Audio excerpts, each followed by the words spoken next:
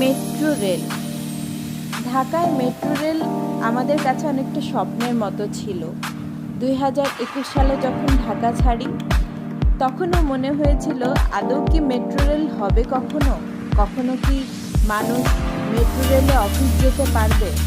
আমিও অনেক জ্যাম ঠেলে, অনেক ভাঙা রাস্তা পার করে অফিসে যেতাম। সেই মেট্রো রেলে আজকে আমি চলতে পেরেছি।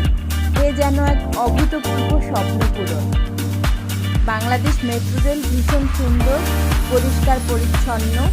আমি প্রথম কলকাতায় মেট্রো রেলে চড়েছিলাম, কিন্তু তার চেয়ে আমাদের দেশের মেট্রো রেল আমার কাছে অনেক সুন্দর লেগেছে। এখন এই সুন্দর যানবাহনটি সংরক্ষণ করার দায়িত্ব আমাদেরই। মেট্রো রেলে চড়া যেন এক স্বপ্ন পূরণের মতো, এক জাদুকরী অভিজ্ঞতা।